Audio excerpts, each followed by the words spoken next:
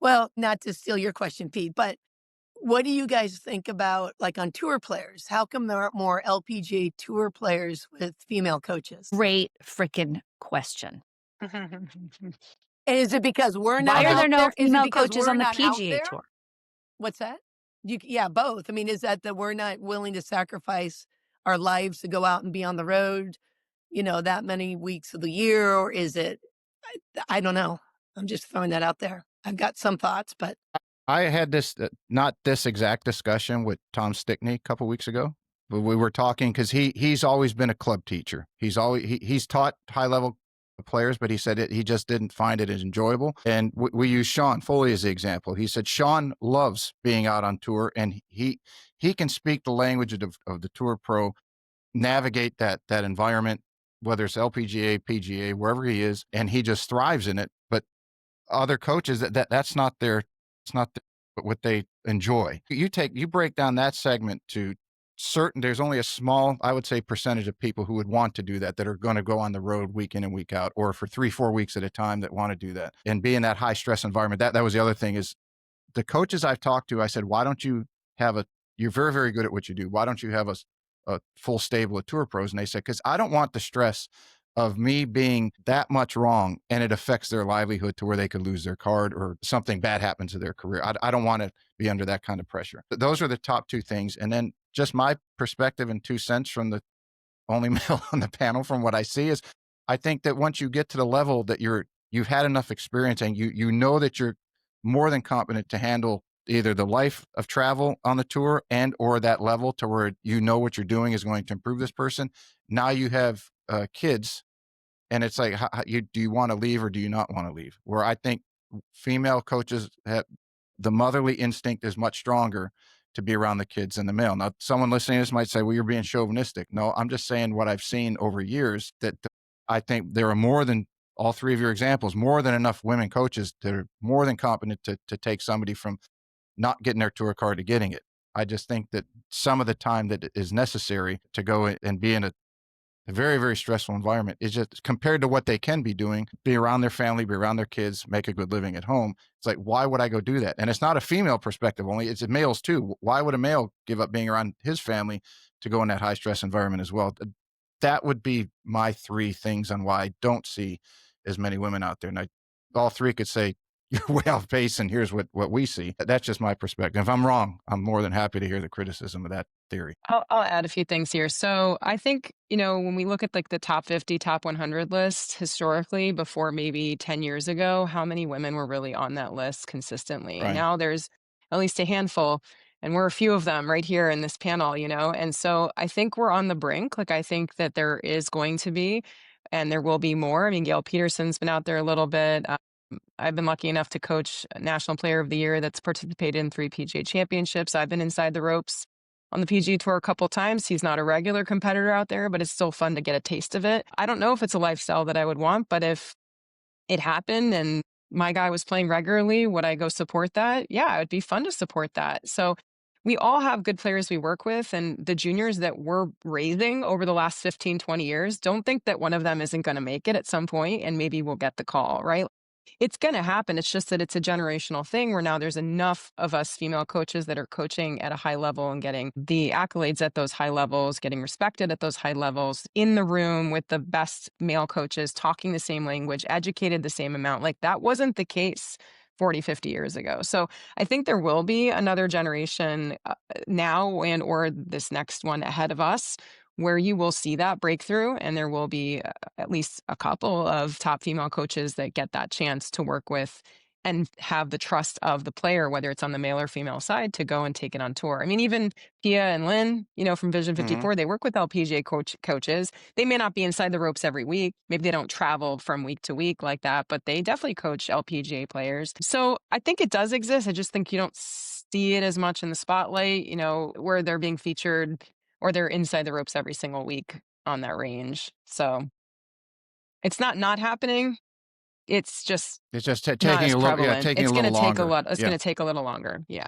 That's a positive way to put it, Erika. I think that I like that. I like you set the table like that. Um, Pete, I was shaking my head because I think I I'd be surprised if someone with the PGA Tour card asked a female to coach them and she said no. I'd be very surprised. I'd be surprised too. I think the reality is it's hard to get a look.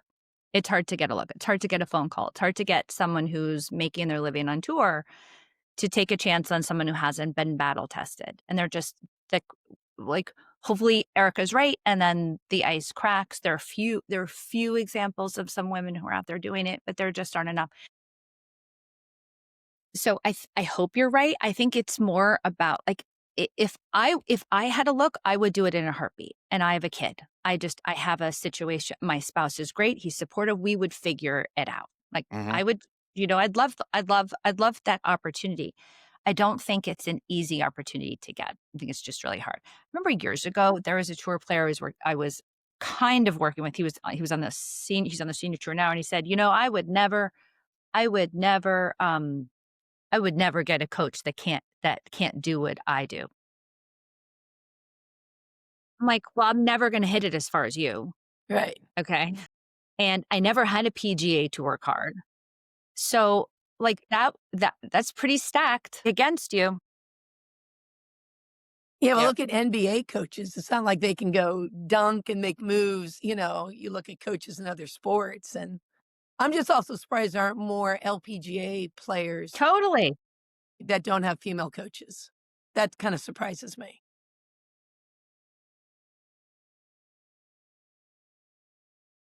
Yes, For whatever, I would think that there is somewhat of a comfort level, at least in the beginning. There's got to be somewhat of a comfort level of an LPGA player asking a LPGA coach, For sure. Can you help me? At least Right. in the early stages, along Erika's line, it's gravitating. There is going to be a slew of female coaches on the PGA Tour, but I think it has to have its organic growth. Doesn't have to, but I think that the natural process would be that it goes to the easiest way to do it first. LPGA player asks one of you, and then it grows from there. But I don't know. I don't have even a theory on why there's not more on the LPGA Tour. That's a very good question, Krista. Yeah. I don't know. Do any of you have a theory on that? Outside of along the lines that Erika was saying, that it just hasn't been enough people. It's just sheer numbers. If there's, and I don't remember what the last count of females in the top 100 that just came out was. I'll just throw a number out there. Let's say it's 12. That's 12%. I think as the numbers grow, that the chances of that happening are going to grow along with it. And then once it happens, then everything will start to level itself out as everything gets to a certain point. And there's one little situation that could contribute to it. And that is when, and I'm not saying I've been very lucky with great bosses, like great director of golf and great head pros. But there are situations, I have friends that have been in situations where their boss says, well, you're going to teach the women or you're going to teach the kids. Like you're here to fill the gaps and not teach the serious good players, but you're going to do all of the extras.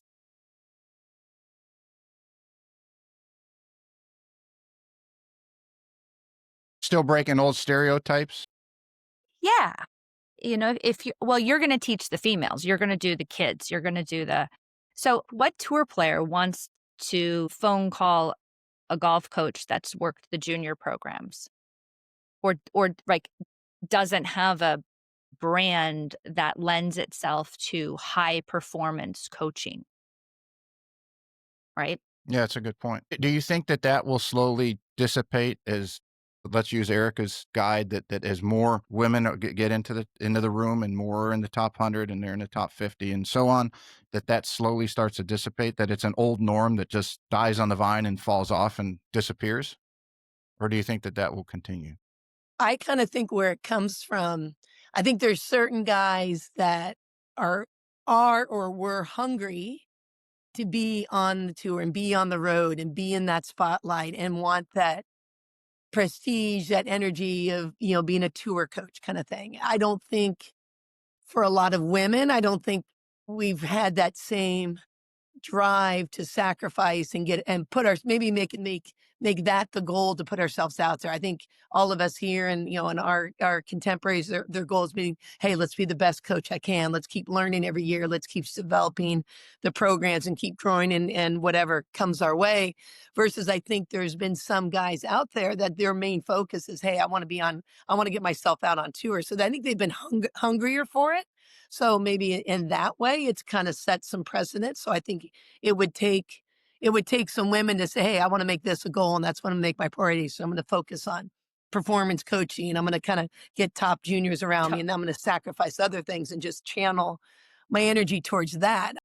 I think it just surprises me that there aren't more, like I said, the female in on the player. You would think because we connect on a little bit of an emotional level as women and just being women, I'm surprised that there hasn't been more, that the inroads for that. We haven't seen more women try to maybe break through to that, or female players that would want a female coach that's obviously technically, knows their stuff. So, but I think the focus on the male side has been there in the past, and then that just kind of grew like these guys said. Yeah, I think there has to be a pioneer that, as you said, that sets that as their goal. And then once they do that, they become for the next generation of 12, 13, 14, or whatever, young girls that are coming up, they say, that's who I want to be. Like all these kids that said Tiger Woods, that's who I want to be across the spectrum. And then it kind of Ricky Fowler, that's who I want to be. I mean, how many kids were wearing orange? But I think there needs to be a pioneer, to your point, Krista, of someone that does that they reach that level, and then they are the beacon for the next generation, and then it just continues to grow from there.